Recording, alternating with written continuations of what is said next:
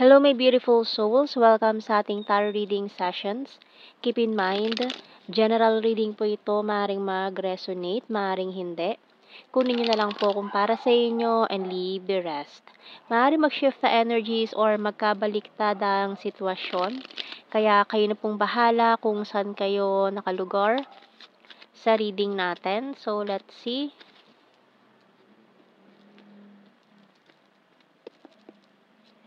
So we have here the Magician and the Shadow side or the Devil card. We have here the Two of Cups and the King of Pentacles. The Nine of Swords and the Seven of Wands. The Empress and this Five of Swords. So yung bottom card natin, this Ten of Wands. So medyo may mga problema kang kinakaharap ngayon na medyo mabigat. Itong mga problema mo na hindi ka na makatulog, ka iisip kung saan ka kukuha ng solusyon sa mga problemang to ngayon.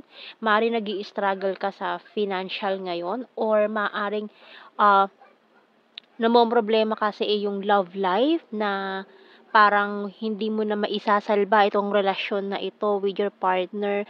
And for some of you, parang nangangamba ka pa na may nagdadalang tao na maaaring iniwasan ka nitong person mo habang ikaw ay nagdadalang tao, puwedeng ganyan.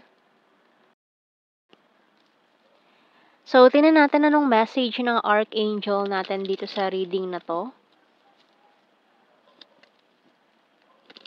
Kasi parang feeling mo maraming against sa'yo ngayon, parang in defensive mode ka.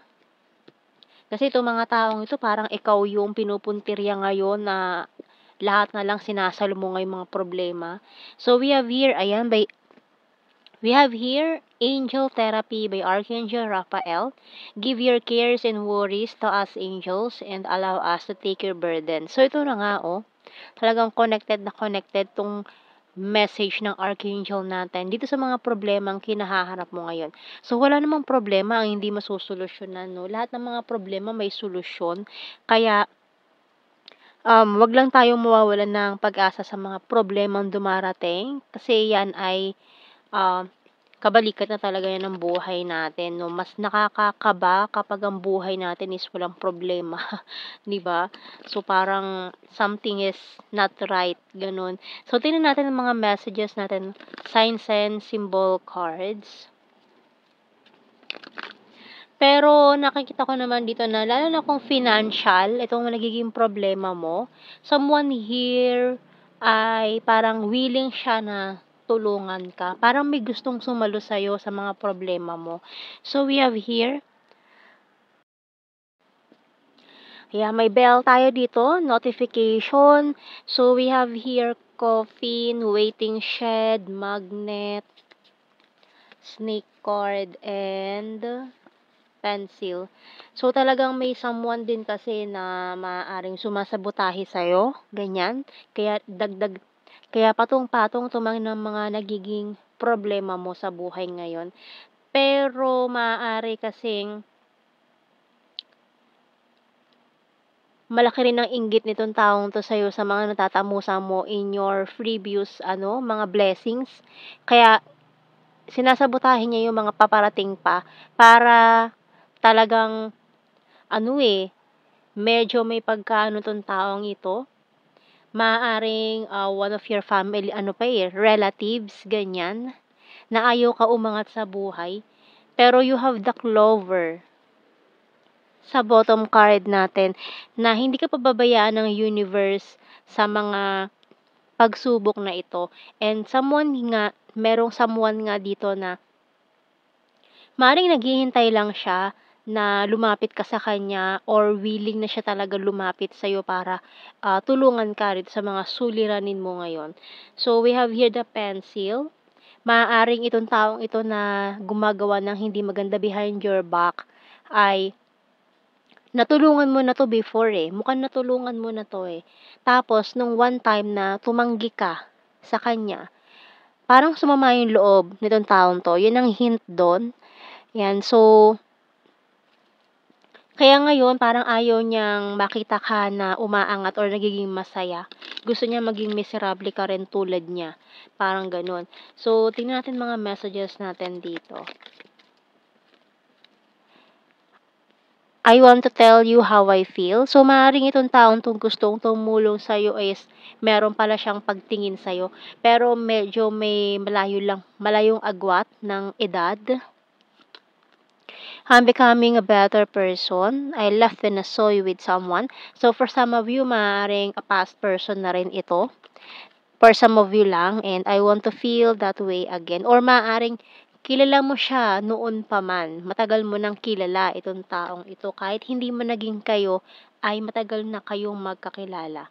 I hide behind material things. So, itong taong to na sumasabotahe sa'yo ay napapalibutan siya ngayon ng mga karangyaan. Parang nasa kanya na lahat pero naiinggit pa rin siya sa kung anong meron ka.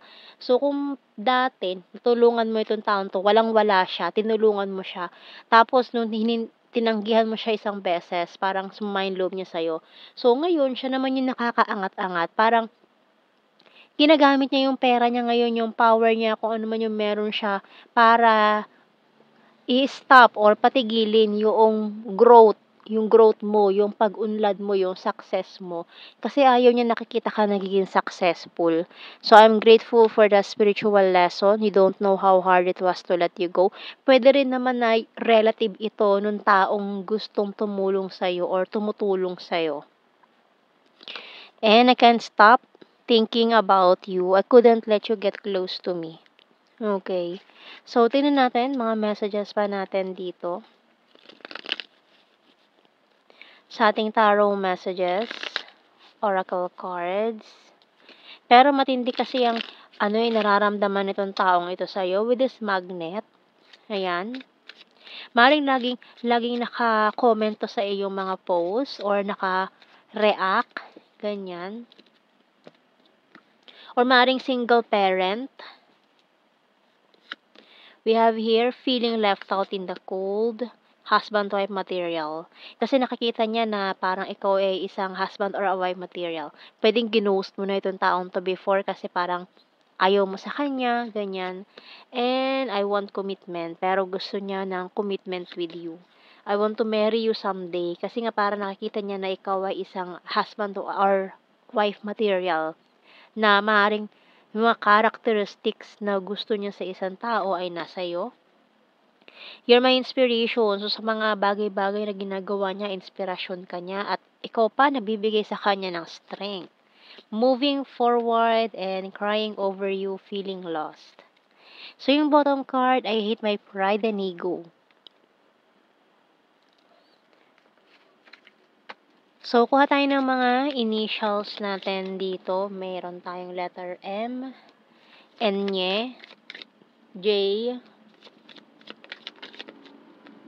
letter Z, G, Q, K, F. Bottom card, letter P. So, let's see sa ating blue card. We have here, runner. So, maaaring tinakbuhan mo na rin siya dati eh. So, we have your soulmate. So, maaaring soulmates pala kayo, tinatakbuhan mo siya. So, we have your acceptance. So, maaaring gusto lang kasi niya natanggapin mo siya, kung ano siya, sino siya. Ayan. So, tingnan natin sa general signs and the messages natin. So, we have here talented. Animal lover. Full of charisma. Number 6, crazy for you pa, oh. Maaari kasing family member nitong taong 'to ayaw sa'yo. Maaaring isa dun sa family member niya yung sumasabotahe sa'yo para ipamukha dito sa taong 'to na nagkakagusto sa'yo, nababaliw sa'yo, na hindi ka karapat-dapat para sa kanya, yung mga gano'n. Para mga lang sa mga teleserye, 'di ba, yung mga kontrabida. So, we have your fire sign, Aries, Leo, Sagittarius. Luzon, good heart. Number 4, August, party animal. Need more signs. Number 3, beautiful, travel, creepy stalker, once is fire sign, Aries, Leo, Sag, future lover, may other country pa, March, soon, oh, and this July. So, yan ang ating reading, my beautiful souls. Thank you for watching. Take care and God bless. See you in our next reading, guys. Bye-bye.